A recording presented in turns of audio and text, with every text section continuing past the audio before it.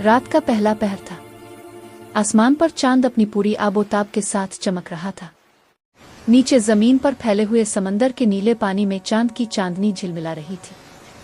इसी चमक के बीच एक नर्म नाजुक सी आवाज गूंजी, अब वक्त आ गया है नीलम। ये आवाज चांद महल के बादशाह नौरान बादशाह की थी। नीलम परी, जो चांद की सबसे छोटी और सबसे नाजुक परी थी, आहिस्ता से आगे बढ़ी।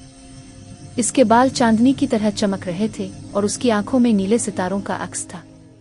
बेटी, आज तुम्हें जमीन पर जाना होगा। वहां इंसानों के दिलों में रोशनी जगाना तुम्हारा काम होगा। नीलम ने हैरान होकर पूछा, जमीन? वहां अंधेरा होता है ना? वहां इंसान रहते हैं जो ख्वाब भूल गए हैं। नौरान बादशाह मुस्कुराए, हाँ, मगर याद रखो, हर अंधेरे में एक दिया जलाने वाला दिल भी होता है। तुम्हें वो दिल ढूंढना है। नीलम अपने नुकरई परों से उड़ी और लम्हों में चांद से जमीन पर आकर आई। वो समंदर के किनारे उतरी जहां हुआ नमकीन और नरम थी। चांदनी पानी पर रक्स कर रही थी। वहां एक लड़का बैठा था, सुफियान। इसके हाथ में एक छोटा सा मॉडल जहाज था, टूटा हुआ। सुफियान चुपचाप पानी को देख रहा था। नीलम ने आहिस्तगी से पूछा, क्या तुम ये जहाज अलिफाड़ना चाहते हो? सुफियान चौंक गया, तुम कौन हो? और तुम्हारा लिबास ऐसे चमक रहा है जैसे रोशनी से बना हो। नीलम हंस दी, मैं नीलम हूं, चांद की बेटी। तुम्हारी जमीन देखने आई हूं। सुफियान के चेहरे पर हल्की सी मुस्कुराहट आई। परियां तो कहानियों में होती हैं, हकीकत में नहीं। नीलम ने हाथ हिलाया।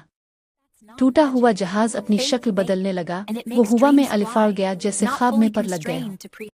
सुफियान की आंखों में हैरत भर गई। क्या तुम जादू जानती हो? नीलम ने जवाब दिया, ये जादू नहीं, ये ईमान है। जब दिल मान लेता है तो ख्वाब अलिफाड़ने लगते हैं। सुफियान और नीलम साथ चलने लगे।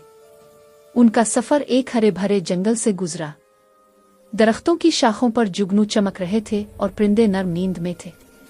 नीलम बोली, ये दरख्त हर रात चांदनी में ख्वाब देखते हैं, लेकिन इंसान ने उनकी बातें सुननी छोड़ दी हैं। सुफियान ने कहा, इंसान के पास वक्त नहीं, वो भागता रहता है। नीलम ने एक पत्ते को छुआ, पत्ता जगमगाने लगा। जब कोई मोहब्बत से छूता है तो वक्त थम जाता है। सुफियान ने धीरे से किए, काश मेरे पास भी ऐसा जादू होता। नीलम ने मुस्कुरा कर कहा, तुम्हारे पास है, बस तुम्हें याद नहीं। दोनों आगे बढ़े। सामने एक शहर था, बड़ी बड़ी इमारतें, शोर रोशनी, मगर दिल अंधेरे। नीलम बोली, यह है वो जगह जहां इंसानों ने चांदनी भला दी। सुफियान ने देखा, बच्चे जमीन पर काम कर रहे थे, कुछ भूखे कुछ अकेले। नीलम के आंसू चमकने लगे। सुफियान ने आहिस्ता से कहा, हम कुछ नहीं कर सकते, दुनिया बड़ी जालिम है। नीलम ने हाथ उसके दिल पर रखा। जहां एहसास जिंदा है वहां जुल्म नहीं जीत सकता। तुम्हारा दिल रोशनी रखता है। इस लम्हे शहर के बीच एक छोटे से बच्चे ने आसमान की तरफ देखा और कहा, देखो, चांद ज्यादा रोशन लग रहा है।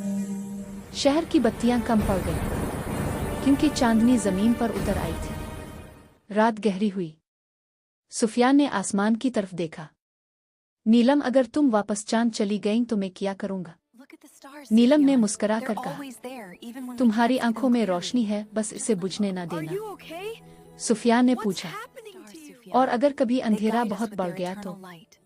नीलम ने आहिस्ता से कहा, तो मेरी दुआ बन जाना। दुआ कभी खत्म नहीं होती।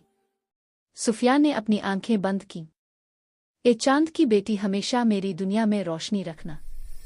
जब सुबह का पहला सूरज निकला, नीलम के प्रो ने चमकना बंद कर दिया। वो आहिस्ता से अलिफाते चांद की तरफ देखा और बादलों में गुम हो गई। सुफियान ने समंदर के किनारे वही मॉडल जहाज रखा, जो अब अलिफाड़ना सीख चुका था।